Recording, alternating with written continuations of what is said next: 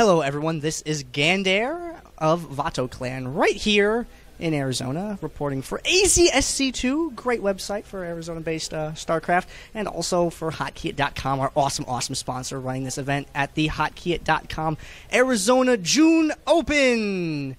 Now that little scripted bit is out of the way, I am here with Weaklink, cool dude, taller than me, played in today's event, and what do you think of the new venue?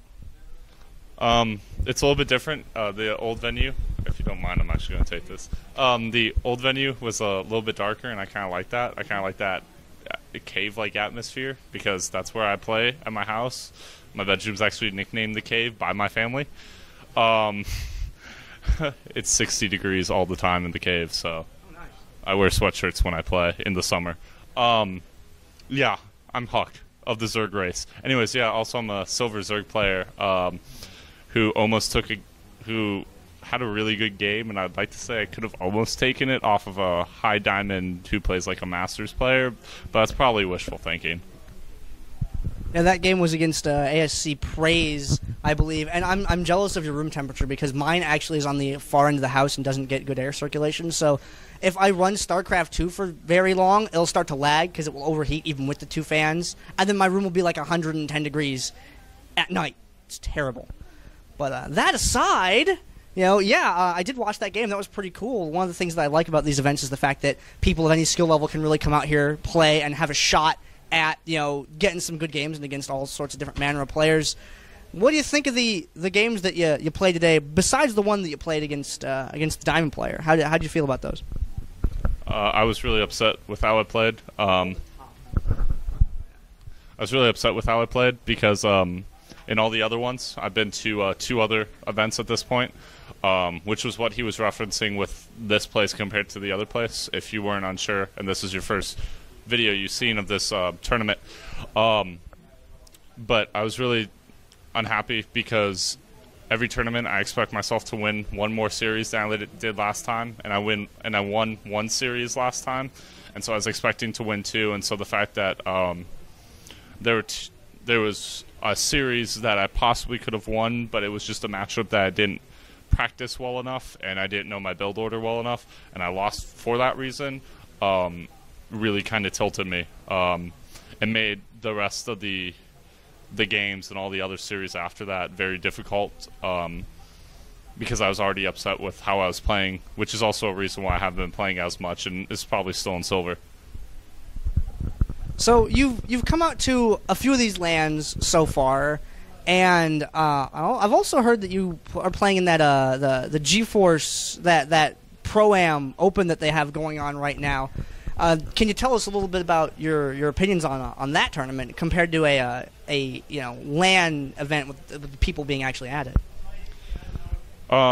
It's the personal interaction at a LAN event. It's a whole lot harder to cannon rush 6-pool or proxy barracks a guy because you have to look him in the eye after the game, and you could see the hate, and you have to live with the fact that while you're playing, you have your back to him, which not necessarily that you're going to get hurt in a LAN, but it gives that feeling of I don't want to do this to this guy because maybe you like him, unless you don't, but then you want to beat him in a straight up game. That way you can get up and you can kind of be like, hell yeah, I just kind of 2-racks you, son, or something like that, but with a little bit more enthusiasm than I'm obviously showing. You could do like the MMA ceremonies after a win like that, but the GeForce, it all depends on the player you get. I've seen a lot of people have difficulty with online tournaments because of BM and people just trying to get easy wins. Especially if you're a higher league player. We have a Masters guy, and he's ran into 2 tournaments where he's like, hold on, wait a few minutes, I need to go do something after the start, and they would actually just report no-shows, even though he's still within the show-up time, like the 15-minute grace period. They would just report it because he's higher level, and they know they can't beat him, so that's the only way they can win, so that's what they do. So I really have a dislike for online tournaments, also because a lot of online tournaments are difficult for me because of my lower rank, and most online tournaments have higher ranking people. While here there's an even spread of rankings and players. So I've played against bronze and I've played against basically masters today. So, and then also being able to talk to a guy, especially a masters level player who I met him last LAN and this LAN, so we're kind of making a friendship there, and so he's helping me understand what I did wrong so I can, maybe beat him next time. It's pretty awesome. And one of the things that I'd like to ask about is your race that you play as has switched recently. Can you tell us what your previous race was and how you came to playing what you are now?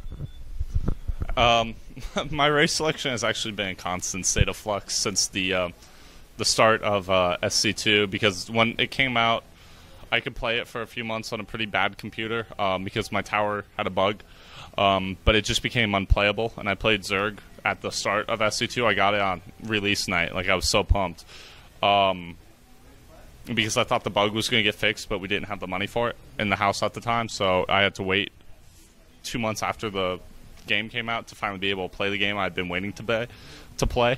So all I had seen is like pro play, and so I had friends who were Protoss players, so I played Protoss because I was like, well, maybe they can help me get up to Diamond, because he was Diamond. He played a lot then. He doesn't play any now. He's back to World of Warcraft now. It sucked him back in. Yeah. Yeah, the opposite of Kamehameha. Like, Kamehameha just puts the reverse button on the DVD or on MMA. But then on top of that, I didn't really like playing with Protoss. They felt too like there wasn't enough aggression there. There wasn't enough units there for me because I played Zerg in Brood War, so I was still kind of used to that. Like, build a lot of units, get a lot of bases, overwhelm your opponent, and you can't do that with Protoss. You can, but not really, because my macro wasn't good enough to do it at the lower leagues. So then I switched to Terran because I saw Thorzane versus MC, and I'm like, you can do it with Terran, or you can play like that. And so I tried to play like that. Didn't play like that, obviously. Lower leagues, not possible to play like Thorzane. So then I was just like having a little bit of trouble playing all the matchups as Terran. I couldn't get wins in edgewise, and so I finally switched back to Zerg because of the macro mechanics. So that's been fun and interesting, and also it's the reason why I confidently say that the game is almost balanced, because while I played with all the races, I know what the weaknesses and strengths are, which has probably helped me as Zerg a little bit because I know how to counter units better. That's pretty awesome that it kind of did a little circle thing, from Zerg to Protoss to it's a around. Circle of life within StarCraft. Circle of life within StarCraft. Now, what do you think of upcoming events? Are you gonna look for a little more pro-ams, things like that online to play in? Come out to more of these. Start climbing your way up the little ladder, as it were. I plan on practicing more against higher level players because I have a few people now that they're saying, yeah, sure, I wouldn't mind helping you. And if I can play at a higher level and they know that, then, I mean, it just makes it a whole lot more possible for them to want to coach me to be better. I had a Terran say that he'd be a Masters Terran saying he's willing to help. I have a Masters Zerg that I can always ask a question to if I have one. And also I have that Masters Protoss. I'm going to consider a Masters, basically. Even Philibert, who is a Grandmasters, said that about him, that he doesn't play like a diamond. So I kind of have like all three races that I can go to with, well, how do I beat this kind of thing?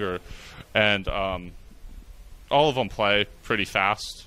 And that's something I want to get towards, and that's something I've been improving. My APN's actually gone up with Zerg because I've been learning how to play faster from like 70 to about 124 at this point in about a week. Cool. Yeah, it was pretty quick, and it's the reason why I'm laddering more.